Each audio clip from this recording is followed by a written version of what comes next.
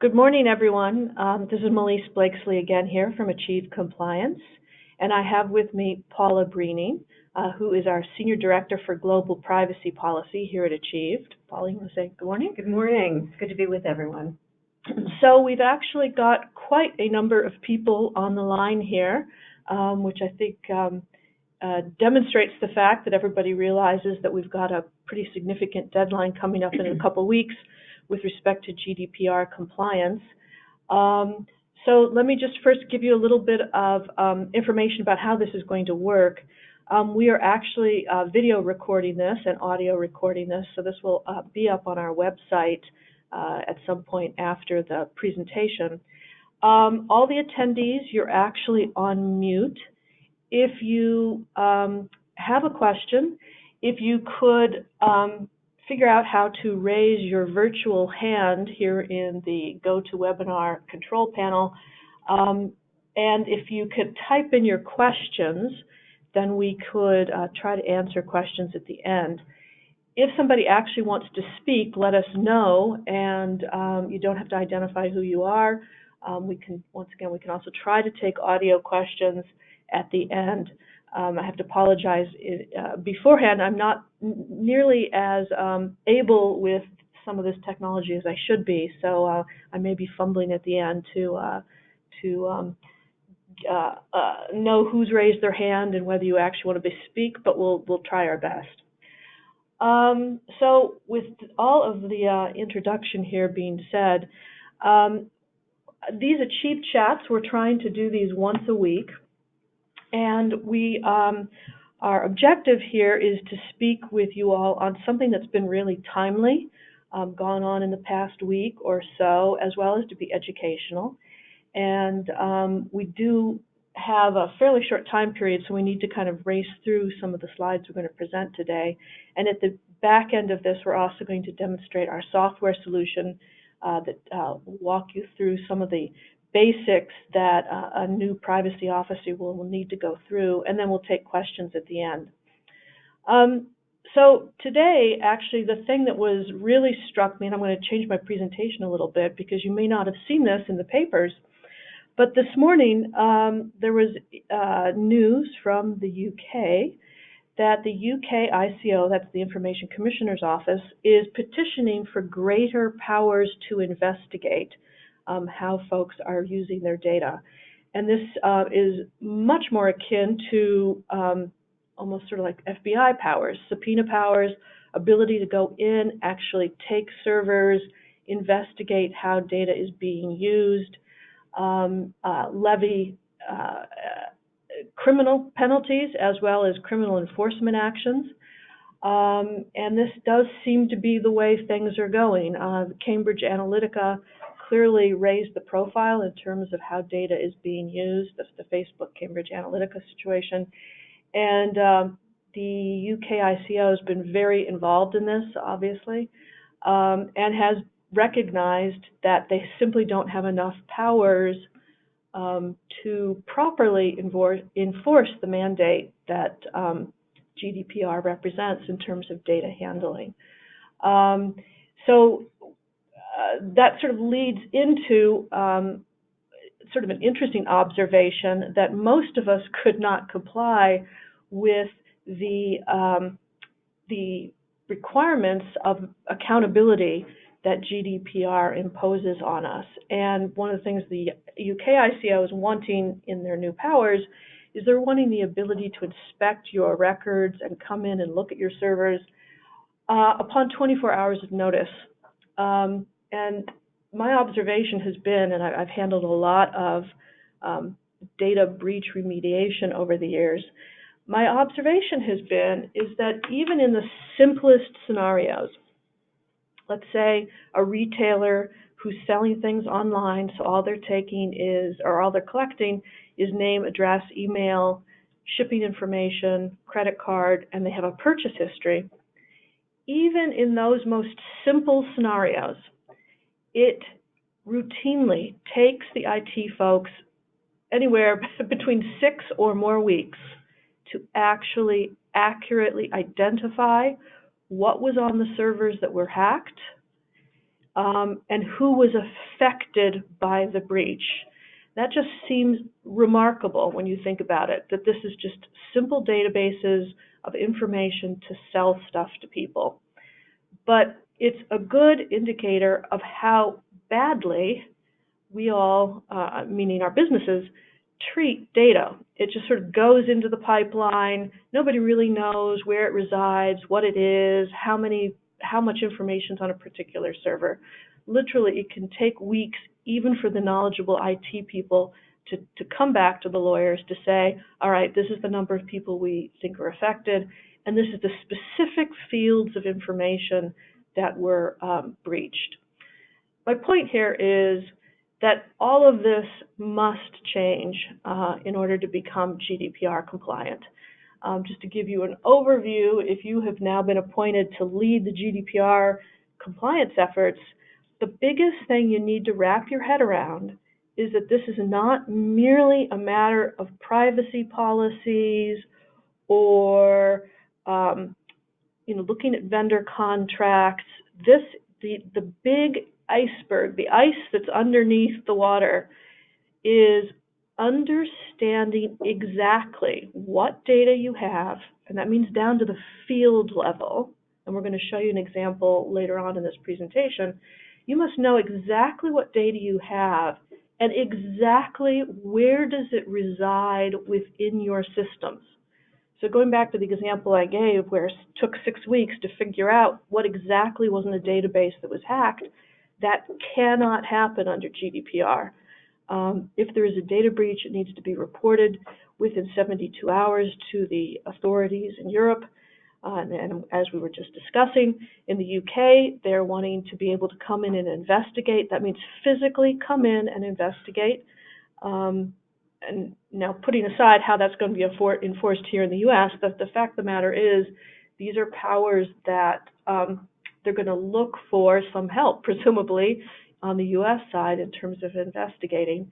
And you need to have your books and records in place to be able to demonstrate that you know what data you have and where it resides. This is the big mind shift that GDPR requires. And actually, I think, Paula, you've got a really good analogy for this in terms of keeping track of things that I think is helpful. Thank you. Either one. Yeah. Well, when I've spoken about this to different groups, I've often talked about this in terms of banking and accounting and the way money flows through an organization.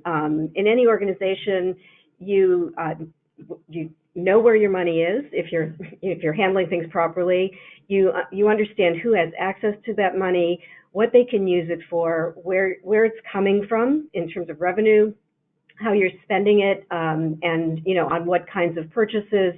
And there are books that are being kept on an ongoing basis that can be opened to an auditor if that's ever necessary. And what it really is, it's a housekeeping, it's a hygiene practice where you understand where your money is, how it's being used, because you understand how fundamentally important it is to your organization. And as we shift to a world where data has become so critical to the ability of companies to run their businesses, to be successful, you need to have that same kind of accountability, that same kind of internal bookkeeping around data so that you can be ready should an auditor come in and have questions to be able to open those books and say, we've done the homework, we understand our data environment, what we're doing, who we're sharing it with. And the one thing I would just add is that, this isn't sort of a static thing where you go in and you do this process of getting your books in order and then everything stops. This is dynamic. You're creating sort of an environment of good data practices it's going to change over time. You're going to be collecting new kinds of data. You're going to stop collecting other kinds of data. There may be greater sensitivity or less. You have new vendors you're working with. You're collecting from a new cohort of people. And so this is something that needs to be revisited periodically throughout the year so that you really understand on an ongoing basis what kind of data environment you've created and what you're working in. So with that, let's get into the slides here. there are, we've been talking a little bit right here off the bat because of what happened this morning with respect to the ICOs petitioning for greater rights to investigate, which leads into the accountability piece of GDPR. But there are really 6 prongs of GDPR, accountability being one of them. And frankly, that's the heaviest lift ultimately for everybody.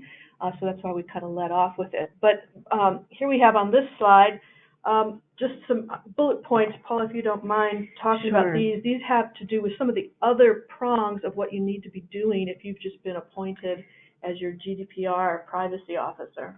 Right. Well, and I think if you have been put in charge of this task, it can seem overwhelming. It's a very extensive piece of legislation that you're working with. And so what we try to do today is say, what are the first steps that you need to take operationally within your organization so that you can proceed fairly quickly to actually getting your company in compliance. And what's on this slide is basically what you need to do. And we're going to be talking about each of these in depth, so I won't go into them. But you're going to need to understand your role, what the breadth of that role is, what's going to be expected of you, both by your company and by the regulation.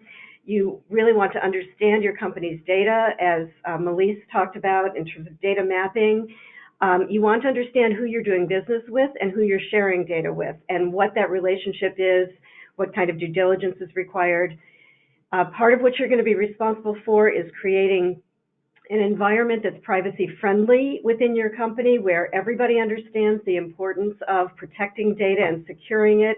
And so you're going to have to start raising the awareness of your workforce through training. You need to check on your security measures. Be in touch with your IT people to make sure that your security is at the level that it should be, given the data that you're collecting and the processing you're engaged in. And then it's going to be really important for you to understand what your company's needs are for legal representation and support. Do you have the help inside? Is it enough? Are they knowledgeable enough? Or do you need to step out and take on other professional support? So that's what we're going to be talking about very quickly in the next few minutes. So in this first step of understanding your role, as the person that's designated to oversee GDPR compliance, you're going to have certain responsibilities, almost no matter what organization you're a part of.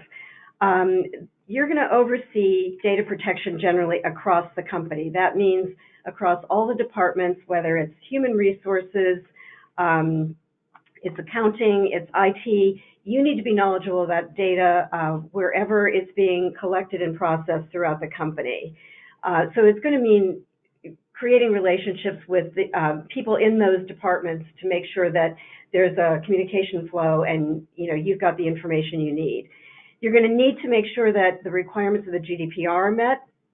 Some of those requirements have to do with accountability, as Melise talked about. Some of them are going to be more specific to the GDPR. They have to do with the quality of your notice, what makes for actual consent by individuals. And those specific requirements, I think, are a webinar all of their own, but that's going to be your responsibility. You're going to need to make sure that you've got in place internal measures that promote good privacy throughout the company, and that means that you're making good decisions about what data you collect, how you process it, are you being respectful of the privacy rights of individuals, and are those measures actually effective? Are you resulting in good privacy outcomes when you take those steps? And that goes to the accountability piece. You're going to need to make sure that consumer complaints or concerns are responded to, and then you're also going to be the person who is going to be responding to regulators in case of questions or an investigation. You may not be the person that is with that regulator all along, but you're probably going to be the first person they contact. So that's an important piece. That's sort of the overview of what you're going to be responsible for. It's important to note that there is, in the GDPR, requirements for certain companies to have an official data protection officer. That doesn't apply to all companies. It has to do with the kind of data that you are processing, the extent of that processing and collection, and whether you are a public authority or body, and you should look to legal counsel to find out if you're really responsible for that. Melise? Yeah, so actually I just wanted to go back for a second on a couple of these points. So the two easy ones here is these: make sure the internal measures are in place to successfully protect privacy. This has to do with, I just want to make a couple practical points here. First off, it's actually the really easy things that trip people up. It's been widely reported in the press, in the technical press, as well as my own experience, that usually it is human error that leads to problems with respect to privacy breaches. Phishing for information is the lead cause. Some significant training in this area where you're actually testing whether people understand and how they respond to phishing exercises can be really effective. On the vendor side, the weakest link is something called patch management, which is the failure to apply patches to known bugs. And this is a really scary one because in many of the instances where I've handled breach remediation, and on the legal side, not on the forensic side, but on the legal side, what is apparent to me is what's scary is most of these vendors put out very well publicized information about the nature of the weaknesses in their software and that there are patches available. From a legal perspective, failure to put those in place when there's been wide press and notifications about the weaknesses in the software, it starts getting to the point where I sort of feel like it starts becoming a negligence issue. Interestingly, two of the fines that we've seen from the FTC here in the US recently for middle-sized businesses have been in connection with a business's failure to manage their third-party vendors' patch management. This is like the simplest thing to do, to have appropriate patch management, but I have had time and again folks tell me that this is an area that they know internally they're weak on. So, even just taking on some of these simple things, which even a lay person can understand needs to be done, is going to be part of your portfolio. It's not that you've got to be the one that's actually applying the patches, but you need to be the one that's ensuring that the IT actually has the right processes in place to do these kinds of things. And once again, on the training, it just simple stuff. You don't need to have big elaborate training, but just simple awareness will be very helpful in alleviating some of these problems. The other thing I wanted to mention here was this point about respond to consumer complaints or concerns. A lot of folks are not aware that it doesn't necessarily take a breach to trigger an investigation. A consumer a data subject, using the GDPR language, a data subject in Europe can file a complaint with their local authority complaining about how a particular business is using their data. So handling questions from data subjects is really, really important. You need to have your customer service or your representative in Europe really understand not only your data processing, but how to handle these folks. They need to be handled with kid gloves so that they're not running off and filing a complaint with a local regulator, because that will trigger somebody questioning your data practices. So moving quickly to the next slide, this one has to do with understanding the more extensive requirements that we have facing us under GDPR. We've already sort of touched on them. The first one has to do with the data mapping, and we're going to get to that later on when I show you in the software what data mapping is all about. But essentially, you have to think about this as Paula said, it's kind of like accounting for money.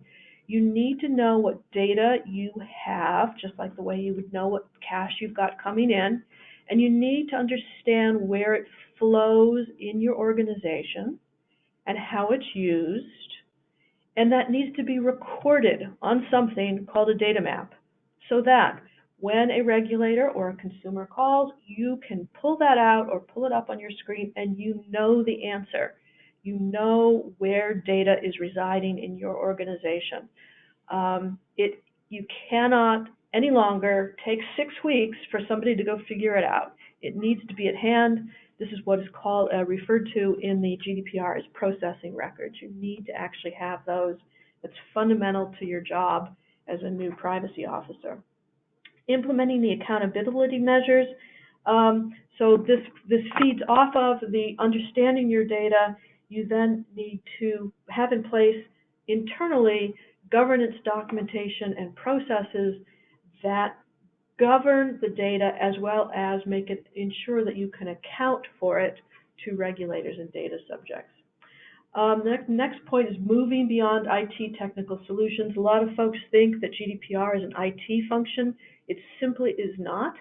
The security, of course, you have to have reasonable and appropriate IT security measures in place to protect data, but this frankly is not where people are weak.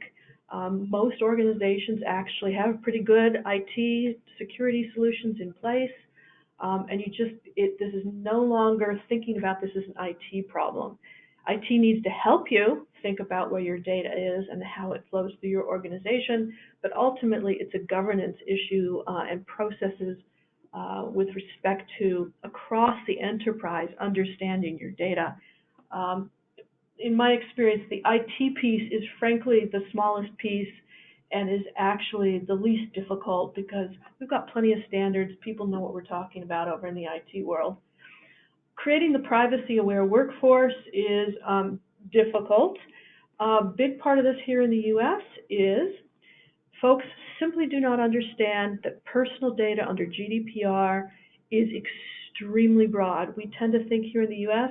that personal data is merely a name, an address, an account number, and a password. No. Under GDPR, it is anything essentially that is associated with an identifiable person.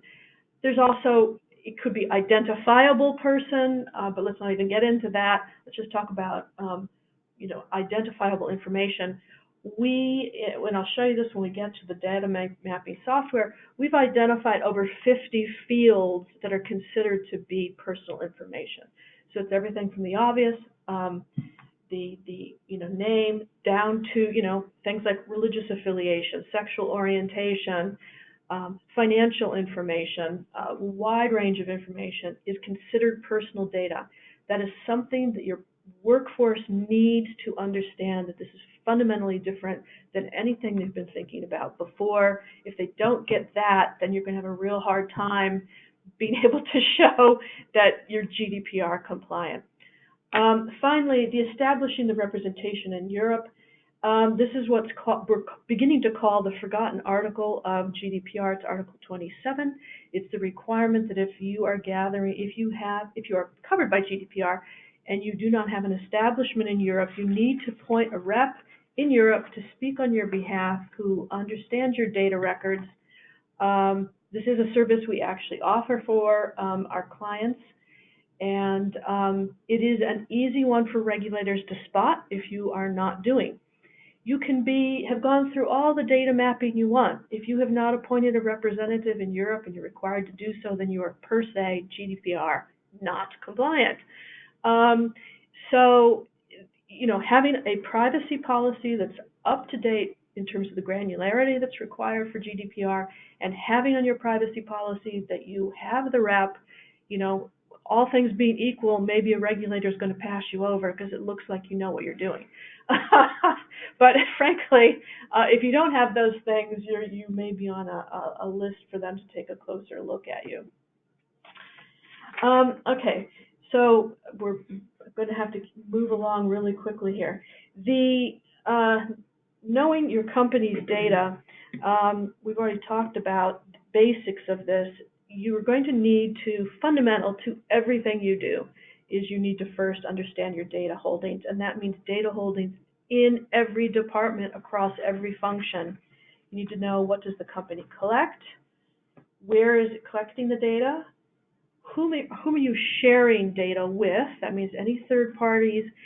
Nowadays, everybody's outsourcing enormous chunks of their business processes. The obvious one is we're all in the cloud. We all use outsourced IT services. Customer help desks are another one. Payment processors. Any third party who has a look at your data, you need to know that, and you need to be mapping the data that they have. How do you process your data? Oops, I'm sorry. Let me go back a slide here. How do you process your data? This is, you need to understand what you're actually using it for. Processing is a very broad definition under GDPR. It's everything from using, storing, transmitting, distributing, analyzing, editing, combining it with other data.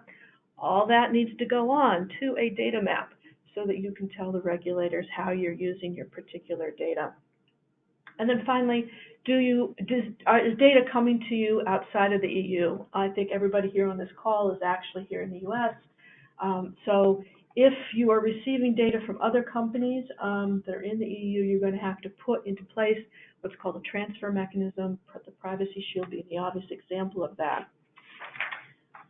Moving to the next slide, and I know we're at the halfway mark here, so we're going to have to keep moving through pretty quickly here. Knowing your company's vendors, Paula, did you want to talk a little bit more about this? Sure, I'll just say a couple things about that. And I think the most important thing to take away from this aspect of the discussion is that GDPR is going to hold your company responsible for the protection and the responsible use of that data, no matter where or by whom it's processed. That means that you're responsible for data even when you outsource it for processing. Your liability doesn't stop at the door of your company. You can't outsource the liability. So what that means is it's going to be really important for your company to conduct due diligence to make sure that vendors have good practices in place internally so that they can handle your data appropriately. You need to make sure that they've got good internal data protection measures, that they can meet the obligations that come with data, and that means that they can comply with the GDPR or any other applicable law, and that they can also meet whatever promises you made to your customers in your privacy policy. That's going to be really critical, both not just in Europe, but also in the United States. The FTC looks at that very closely. And then to make sure that this actually happens, you're going to need to make sure that in your contractual agreements with your third-party vendors, you've clearly articulated those data obligations. They know what data they have, they know the limits of what they're able to do with it, and that they can't use it in any other way than the way you've articulated in your contract. So this is a really important piece of this that I think is somewhat new to a lot of companies. And actually, I just want to make a point here. Some of you may have already received from third parties, let's say you're a processor, you may have received from companies something called data protection agreements or data protection amendments. This is essentially, if you're a processor, the contractual point that Paula just mentioned is that you need to have very specific contractual obligations in place with everybody with whom you're sharing data. This is not a nice to have, folks. This is an actual article in GDPR that is very specific about the contractual arrangements that must be in place, point by point, that must be addressed in your contracts. If you've not gone through a GDPR exercise so far, I can guarantee you that you do not have any of this information in your existing contracts with service providers. They all are going to have to be amended, and that's why you're getting these data protection agreements from people who share information with you. I will point out, we've got a lot of clients that are just signing off on these. You need to understand there is an undertaking usually that says you are representing and warranting, or you're undertaking that you have in place appropriate and reasonable security, technical, and internal governance procedures that are appropriate to manage the risks with respect to data, personal data. Everybody's signing off on that, and that is a problem if you have not actually gone through the exercises that we've just been discussing. The reason being, that language I just recited to you is magic language.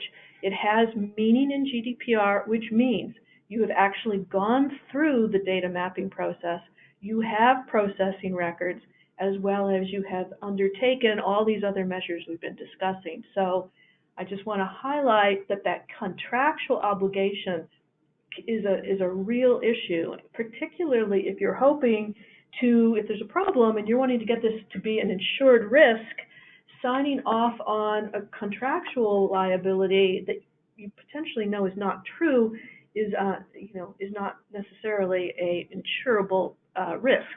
So I raised this is that people think that, well, this is merely a problem with regulators, and I can tell you if there's a contractual problem, that could be as big of a problem. And like I mentioned earlier, 2 of the FTC's recent decisions had to do with failures to monitor third-party vendors, and that was under U.S. law, which has far fewer obligations in terms of managing vendors than we have under GDPR.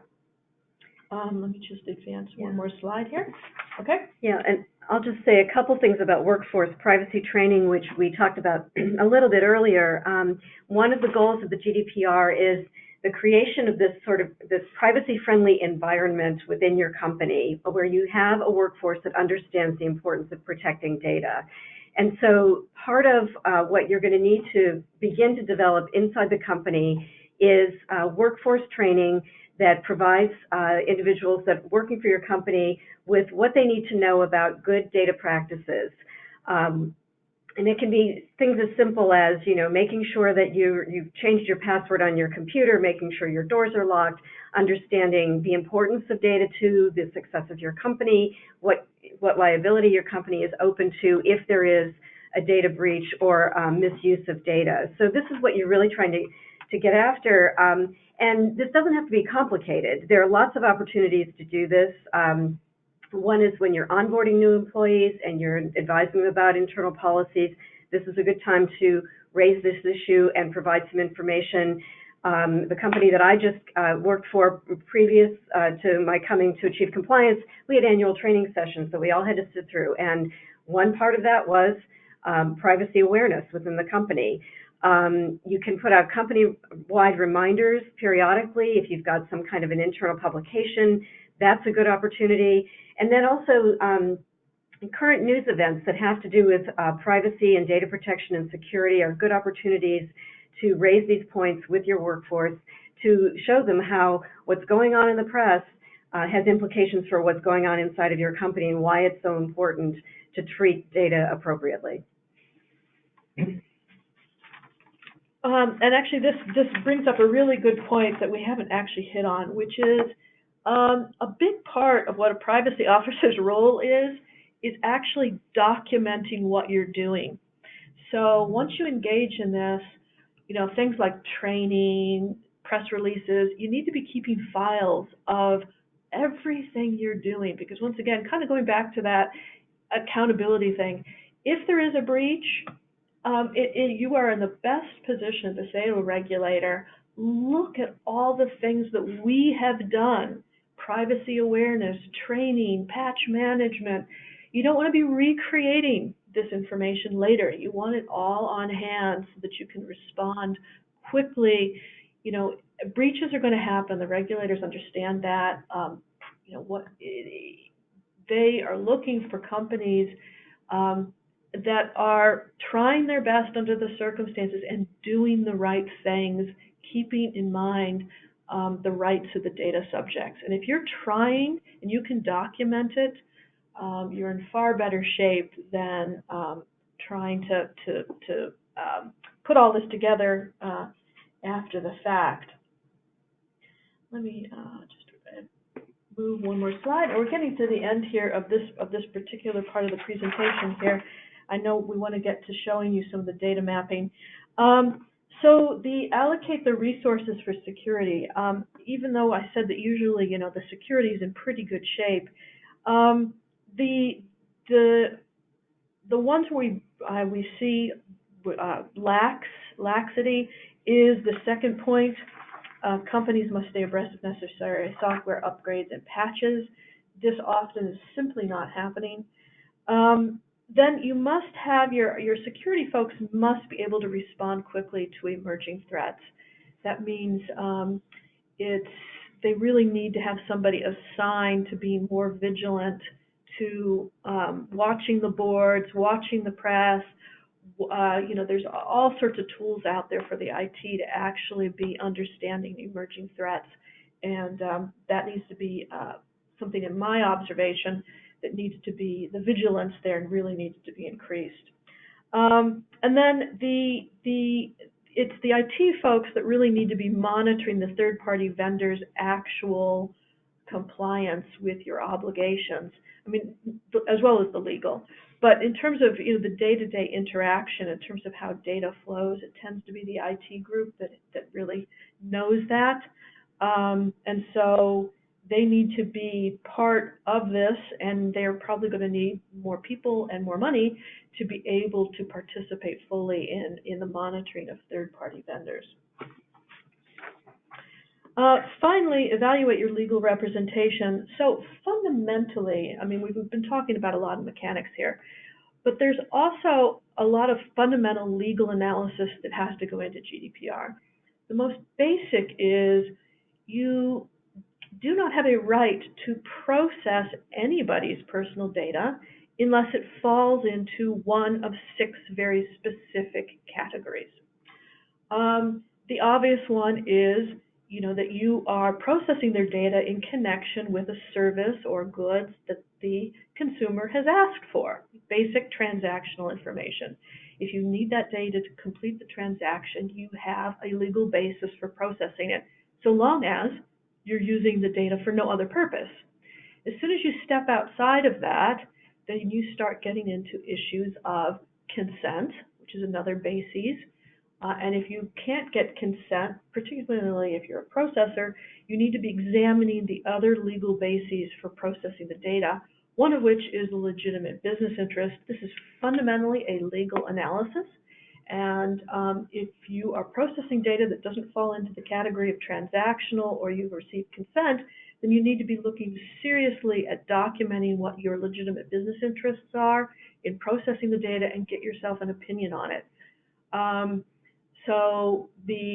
And then backing up on the consent side, there are so many requirements now about what you need to be doing to ensure you have enforceable consent. Once again, fundamentally, this is a marriage between a legal analysis and mechanics of implementing consent at the appropriate time, which is always at the time of collection.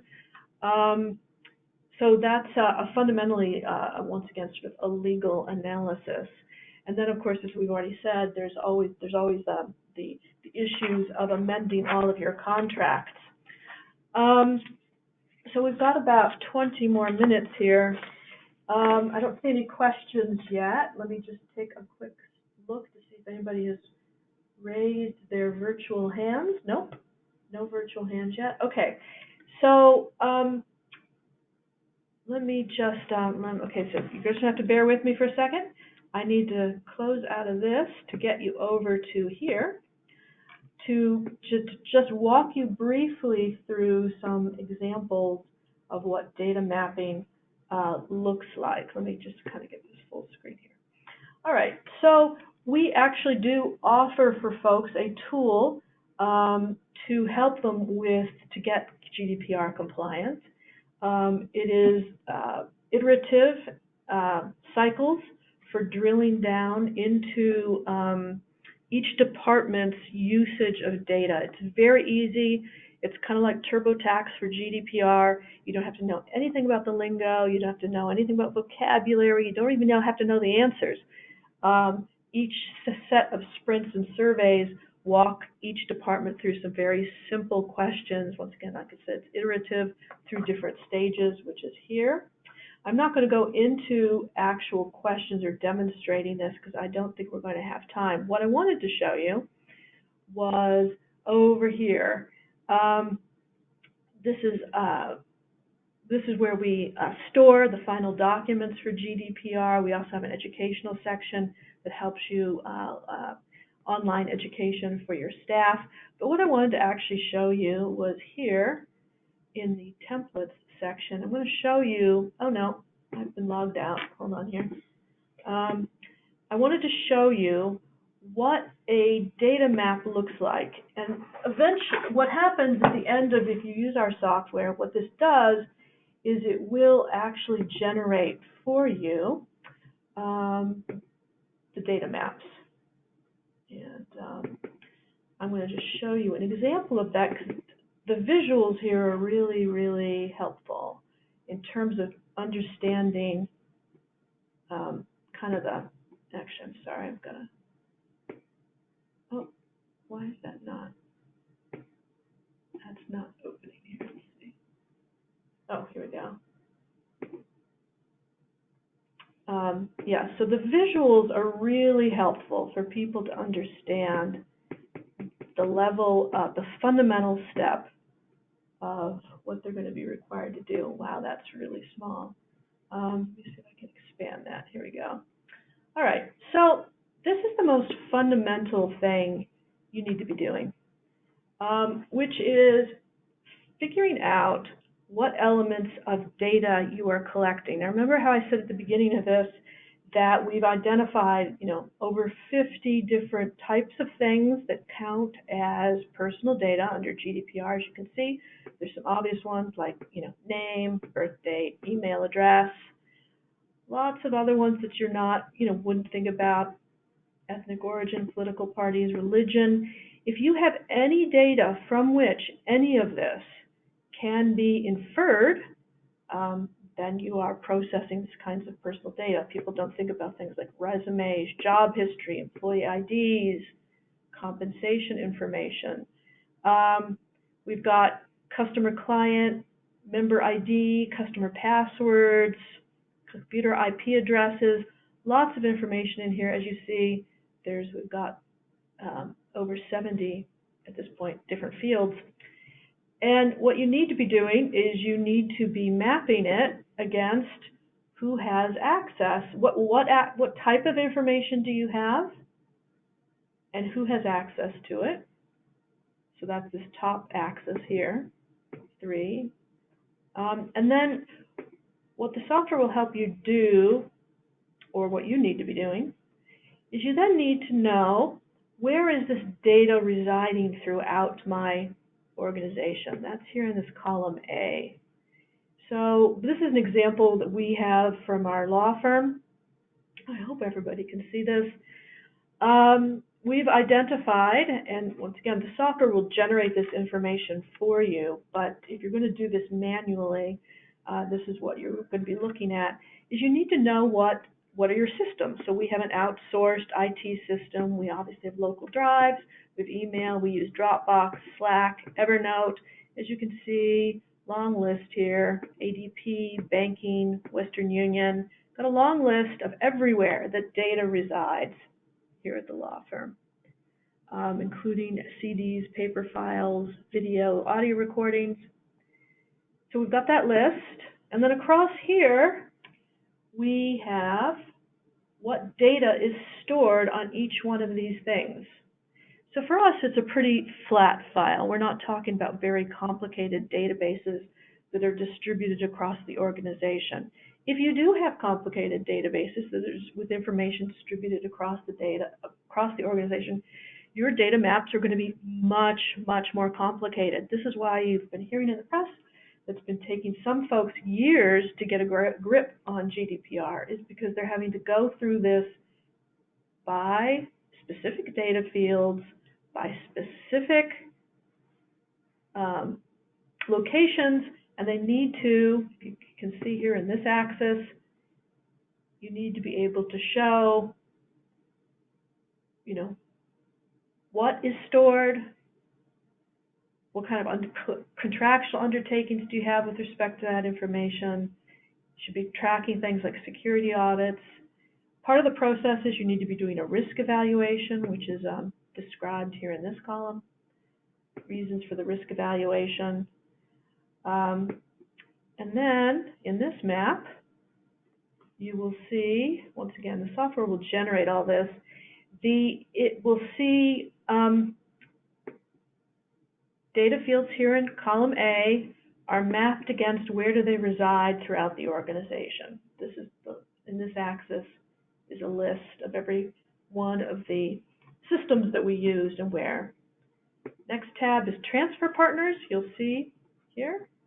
This is all the outsourced business processes here in column A against this axis, which describes what do they get, what's the purpose of the sharing, how's it transferred, the types of contractual security, audit security, contact. So these are what we're talking about when we're talking about data mapping and needing to have your processing records. If there is a breach, we can, in really short order, tell a regulator exactly what data we're collecting, where it resides, on what system, and who has access to it. You'll see in this data map, same thing. This tracks which third party. I'm trying to expand this. Not getting bigger. Sorry. Oop, no, not working. Well, you can kind of get the idea here. A is fields of data against who has it. You also have to classify your data in terms of confidentiality. So you'll see that here. We provide instructions for you to do that yourself for your actual definitions. So this is an example of what a data map looks like. Then that all gets rolled up into something called a registry of processing, and I'm not actually going to open that one up simply because it's a little bit of a fiddle here. But essentially, the one we're providing here is one that the Belgian Data Protection Authority requires. Essentially, everything you've got in your data maps gets rolled up into a summary spreadsheet that can then be presented to a data protection authority, and that's what we have here. Is an example of that. So that's sort of a quick rundown. Just going back to the dashboard here. I don't think there's anything else to show you here other than for you just to know that these are essentially questionnaires by department. Oh, not there. I'm sorry. That helps you do this data mapping if you don't have the internal manpower to do it yourself. They are organized by department, so that you'll actually be generating department maps and getting department reports that maps against your readiness. So we're kind of coming up here towards the end of things. I just wanted to know. I don't see if there's any. Let me just see if there's any questions. I don't see any questions. I don't see any virtual hands raised. Paula, did you want to make any final points? Well, we'll just give everybody a few moments here. Just type in any questions. I guess the only point that I would make is that I guess goes back a little bit to what I mentioned earlier, is that what you're engaging in, whether it's with this product or any other way that you approach GDPR, is you're engaging in an ongoing process. To hear some of the regulators in Europe talk about this, I don't think they see May 25th as an endpoint, although this is when the law comes into effect. But this is sort of the end of the beginning. That this is going to be something that companies are going to be engaging in over time. That there's going to be a market effect that comes with this, because there's going to be an expectation of GDPR compliance that you're going to see when you are working with business partners. And that this is sort of an ongoing process that will become part of your business over time. And I think that's an important thing to remember as you embark on this process of GDPR compliance. So I think, no, we don't have any hands raised and we don't have any questions. So I think I'll just close with, we are here to help you. It's sort of our mission to help American business stay competitive through making sure that you all have good data handling practices. We can help you either on on just a basic consulting on a few issues or legal issues. We do this through the law firm, SQL Technology Law, or through the consulting practice over here on the Achieve Compliance side. We can help you either with isolated issues, or if you want us to help you, we also do fast-track programs for some people where they have fairly flat data processing files. We, in our fast-track program, essentially hand over the templates, the data mapping templates and the processing records, and help you through them on a fixed fee basis to just at least get a grip on that. If you have if information flows through your organization through many departments, then there's obviously the software is a really good value-added way to go.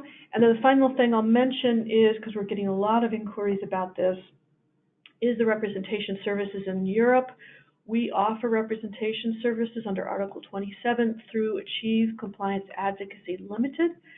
We're located in High Wycombe in Buckinghamshire, and we have a whole protocol for dealing with how to deal with onboarding folks in terms of making sure that we've got the appropriate records and information needed to provide the representation services, as well as folks in the UK who can act or speak on your behalf.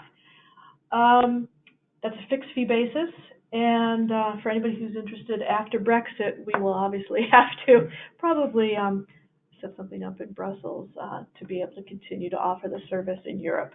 But that is up and running, and if you need that service, please contact us so that you can get that information up on your privacy policy. I should mention on the fast track option, part of that is not only will we help you go through the data mapping yourselves, but part of that is we will get you up and running with a GDPR compliant privacy policy in view of the information that's discovered through the data mapping cookie policy, and we will help you amend your basic contracts with a data processing amendment.